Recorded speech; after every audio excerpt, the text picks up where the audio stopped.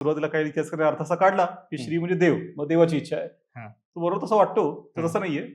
ही एक प्रकार जनतेची इच्छा या अर्थाने ते म्हणत होते. अच्छा. कारण त्याचं स्वराज्य जे होतं ते मुळात अगदी छोट्या असं काही मावळ्यांनी शेतकऱ्यांनी मिळून केलेला एक प्रकार होता. हा. 3-4 किल्ले सोडले त्यांच्याकडे सुरुवातीला काही नव्हतं. नव्हतं. शत्रू खूप मोठे मोठे होते, बलाढ्य होते. असं राज्य उभं राहणार आणि मोठं होणार ही आयडिया स्वप्नवत होती. कोणी विचारही करू शकतो असं काय होऊ शकेल, असे काय तरुण 4 तरुण काहीतरी विचार करतील आणि असं काहीतरी राज्य उभं करतील.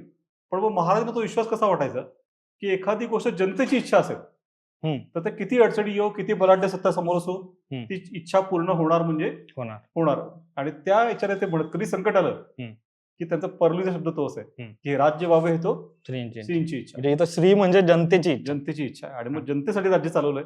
आणि म्हणूनच त्यांची लोकप्रियता एवढी का आहे, कारण असा व्यक्तित्व होता की ज्याने काय जनतेचा विचार डोळ्यासमोर ठेवला.